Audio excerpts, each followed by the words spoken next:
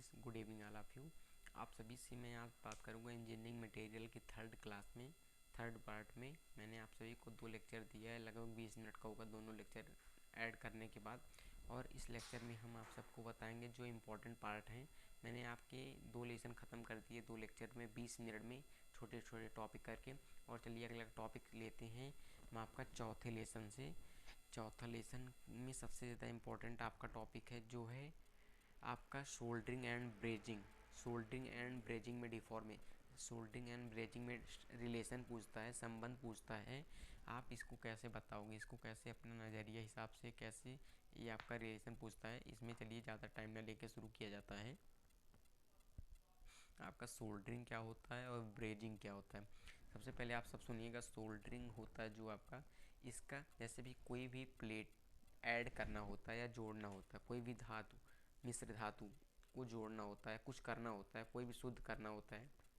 जैसे ये आपकी 2 प्लेट होगी, इनको ऐड करना है सोल्डरिंग के अंदर, सोल्डरिंग विधि के अंदर, सोल्डरिंग प्रक्रम के अंदर। तो इनका जो टेम्परेचर होगा, टेम्परेचर मतलब ताप होता है, जो आपका ताप होगा वो आपका 427 सेंटीग्रेड टेम्परेचर से कम होगा। ठीक है, इस तभी ये बॉडी एक अच्छी प्रक्रम से जुड़ सकेगी। कहने का मतलब उसका जो टेम्परेचर लिमिटेड है, कोई भी काम करने की हैबिट होती है, तो वही चीज़ आप कोई भी 2 बॉडी को ऐड करेंगे, जोड़ेंगे, तो इसमें टेम्परेचर सोल्डरिंग में जो होगा 427 सेंटीग्रेड से कम होगा, उसका पैमाना है। इससे ज़्यादा नहीं ले सकते, इससे कम आप ले सकते हैं।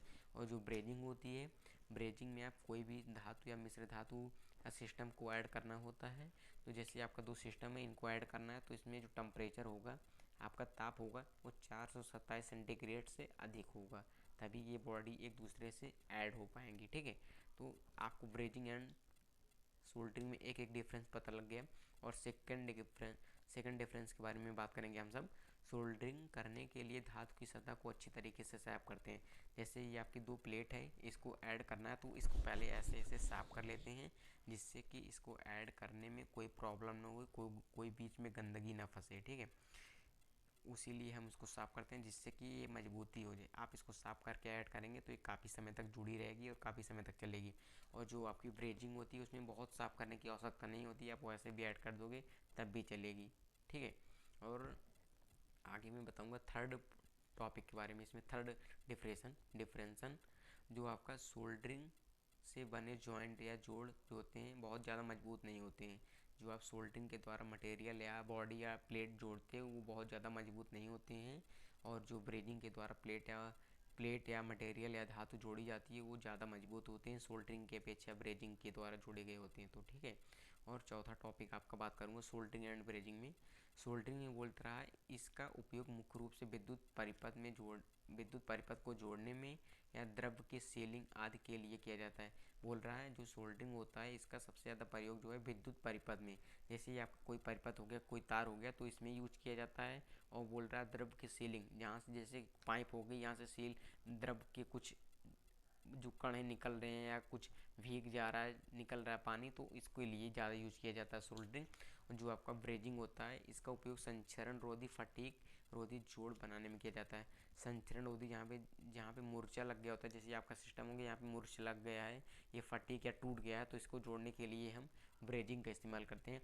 आप सभी को गाइस मैंने ब्रेजिंग एंड सोल्डरिंग के बारे में डिफरेंस बताया, और मैं अगले टॉपिक के बाद करूँगा, जिससे बोलते हैं थर्मोडायनेमिक्स, जिसको बोलते हैं थर्मोप्लास्टिक एंड थर्मोसेटिंग प्लास्टिक। ठीक है, थर्मोप्लास्टिक क्या होती है और थर्मोसेटिंग प्लास्टिक क्या होती है, इसके बारे में मैं आप सभी से बात करूँगा। चलिए शुरू करते हैं। जो आपका थर्मोप्लास्टिक होता है, उसको सुनिए। इन्हें गर्म करके बार बार पिघलाया जा सकता है, ठंडा करके कठोर किया जा सकता है। कह रहा है थर्मोप्लास्टिक जो आपका पदार्थ है, जो मटेरियल है, इसको बार बार, जैसे आपका थर्मोप्लास्टिक मटेरियल हो गया, इसको बार बार गर्म किया जा सकता है, बार बार एक आकार से दूसरे आकार में बदला जा सकता है। और जो थर्मोसेटिंग प्लास्टिक होती है, उसे एक रूप से दूसरे रूप में तो बदला जा सकता है, लेकिन इसे बार बार या प्रक्रिया नहीं दिया जा सकता। इस प्रक्रम को बार बार गर्म करके एक रूप से दूसरे रूप में आसानी से चेंज नहीं किया जा सकता है। और दूसरा हो गया, दूसरा थर्मोप्लास्टिक में दूसरा हो गया, ये अपेक्षाकृत मुलायम एवं कम मजबूत होते हैं। कह रहा है जो आपका थर्मोप्लास्टिक होता है, ये आपका मजबूत कम होता है और मुलायम ज़्यादा होता है, ठीक है। और जो आपका थर्मोसेटिंग प्लास्टिक होता है वो मजबूत ज़्यादा होता है और टिकाऊ होता है, क्योंकि जब बार बार इसको नहीं पिघलाएगा, ये आकार काड़ा रहेगा तो थोड़ा उस थर्मोप्लास्टिक की तुलना में थोड़ा ज़्यादा मजबूत पड़ता है। और थर्मोप्लास्टिक का थर्ड पॉइंट जो है, इनमें ताप सहने की क्षमता कम होती है। जो आपकी थर्मोप्लास्टिक है, जैसे ये आपकी थर्मोप्लास्टिक सिस्टम बॉडी है, इसकी जो टेम्परेचर सहने की क्षमता है ये ज़्यादा नहीं सह सकता है। और जो थर्मोसेटिंग प्लास्टिक जो है वो इसकी तुलना में ज़्यादा टेम्परेचर सह सकता है, या अपने ऊपर ग्रहण कर सकता है, या अपने ऊपर ले सकता है लोड उतना वो। और अगला टॉपिक हो गया, बोल रहा है अगला टॉपिक, कच्चा माल सामान्यतः दाने के रूप में मिलता है। कहता है इसमें कच्चा माल जो है, इसमें जो कच्चे माल होते हैं जिनको गर्म करते हैं वो बहुत ज़्यादा मजबूती से नहीं जुड़े होते, थोड़ा दूर दूर होते हैं, क्योंकि गर्म होता है वो।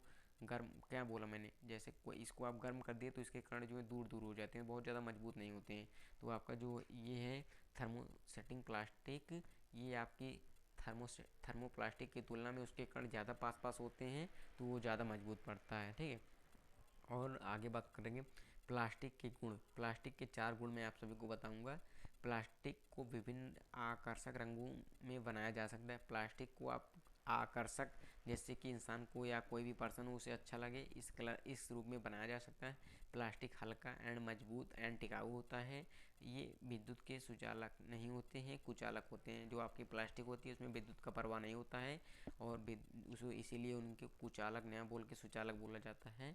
कुछ सुचालक उससे बोलते हैं जिसमें विद्युत का प्रवाह होता है। और कुछ प्लास्टिक ध्वनि शोषक भी होते हैं। बोल रहा है जो कुछ प्लास्टिक होते हैं वो ध्वनि को अवशोषित कर लेते हैं, ठीक है। तो इतना ही रखूँगा इस टॉपिक में, ज़्यादा बड़ा नहीं रखूँगा।